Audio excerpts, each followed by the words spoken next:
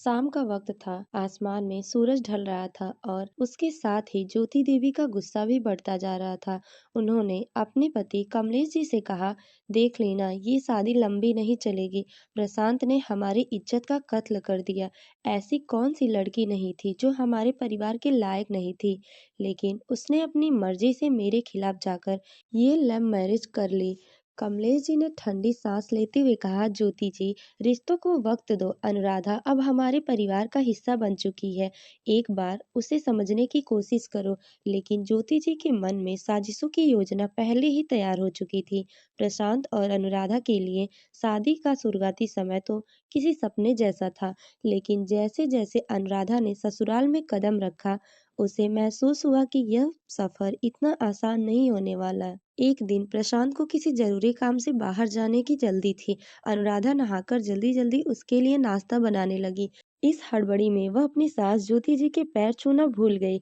ज्योति जी ने उसे तुरंत नोटिस किया और उसके सामने ताना मारते हुए बोली, बहू, क्या तुम्हारे घर में पैर छूने का रिवाज नहीं है? शायद नई पीढ़ी के लिए ये सब बेमतलब की बातें हो गई हैं। अनुराधा को अपनी गलती का एहसास हुआ। उसने तुरंत झुककर सास के पैर छुए और विनम्र स्वर में कहा, माँ जी, मुझे माफ कर दीजिएगा, आगे से मैं ध्यान रखूंगी। ज्योति देवी ने बाहर से कोई प्रतिक्रिया नहीं दी, लेकिन मन ही मन सोचने लगी, मैं तुम्हें इतनी आसानी से नहीं छोड़ूंगी। तुम्हें मेरे नियमों पर चलना ही होगा। सास के तानों और साजिशों का दौर जारी था। अनुराधा ने महसूस किया कि घर का हर काम उसे अकेले करना पड़ रहा है। सुबह 5 बजे उठकर रसोई में चाय बनाना, घर साफ करना और फिर सास के ताने सुनना दिनचर्या बन चुकी थी। एक दिन ज्योति देवी खाना खा रही थी। अचानक गुस्से में उन्होंने अनुराधा को डांटते हुए कहा, बहू, ये खाना इतना बेस्वाद क्यों है? तुम्हें खाना बनाने भी नहीं आता। साड़ी तो बहुत अच्छे से पहन लेती हो, लेकिन खाना किसी लायक नहीं बनाया। क्या तुम्हारी माँ ने तुम्हें खाना बनाना नहीं सिखाया, बस फैशन करना सिखाया है? अनुराधा हर बार की तरह मुस्कुराते हुए शांत में बोली, माँ जी, अगली बार ध्यान रखूंगी।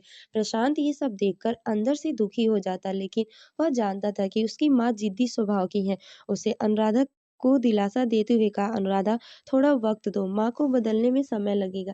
एक दिन देवी ने अपनी जेठानी सुमन को घर बुलाया और अनुराधा की शिकायत करते हुए बोली, अनुराधा को इस घर से कैसे निकालूं? ये लड़की मेरे बेटे को मुझसे दूर कर देगी। सुमन ने मुस्कुराते हुए कहा, ज्योति, इसे इतना परेशान करो कि ये खुद घर छोड़कर चली जाए।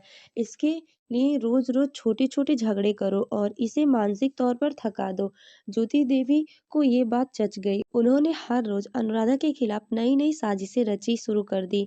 एक दिन उन्होंने जानबूझकर गहनों का एक सेट अनुराधा की अलमारी में छुपा दिया और सबके सामने नाटक करते हुए बोली, मेरे गहनों का सेट गायब हो गया, लगता है घर में कोई चोरी कर रहा है। सभी का शक अनुराधा की ओर इशारा कर रहा था। ज्योति देवी ने मौका पाकर अनुराधा को घूरते हुए कहा, घर में जो भी हो रहा है वो साफ दिखाई दे रहा। अनुराधा कुछ कहने की कोशिश कर रही थी, लेकिन उसकी आंखों में यह आरोप सहने की तकलीफ साफ झलक रही थी। अनुराधा ने गुस्से में आकर कहा, अगर सबका शक मुझ पर है तो आप लोग मेरा कमरा चेक कर सकते हैं।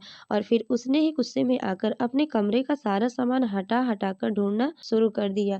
जब अनुराधा ने अपनी अलमारी खोली तो गहने वहीं रखे मिले। यह देखकर अनुराधा पूरी तरह चौंक गई। ज्योति जी ने उसे सबके सामने शर्मिंदा करते हुए कहा, बहू, ये गहने तुम्हारे कमरे में कैसे आए? मुझे पहले ही शक था कि ये सब तुम्हारा काम है। अनुराधा ने बिना कुछ कहे सिर झुका लिया। उसने खुद को समझाया, धैर्य रख अनुराधा, ये वक्त भी गुजर जाएगा। अनुराधा ने अपनी सास को खुश करने की कई कोशिश की। उसने ज्योति देवी के लिए उसके मनपसंदीदा पकवान बनाए, मंदिर में उसके साथ भजन गाए और हर शाम को उनका पैर दबाई। उसने अपनी सास को खुश करने के लिए हर संभव प्रयास किया। एक दिन जब अनुराधा ने ज्योति देवी को उनकी पसंदीदा साड़ी गिफ्ट की तो सास ने बिना देखे उसे अलमारी में रख दिया। लेकिन धीरे धीरे ज्योति देवी को अनुराधा के प्रयास नजर आने लगे। एक दिन प्रशांत ने अपनी माँ को अनुराधा पर चाय में चीनी ज्यादा होने की वजह से चिल्लाते हुए देखा। उसने गुस्से में आकर कहा, माँ, ये सब बंद कर दो। अनुराधा ने आपकी हर बात मानी है। अगर आप इसे और परेशान करना बंद नहीं करेंगी तो मैं और अनुराधा अलग हो जाएंगे। ज्योति देवी ये सुनकर सन्न रह गई। उन्होंने हैरान होकर पूछा, तुम अपनी माँ को छोड़कर जाओगे?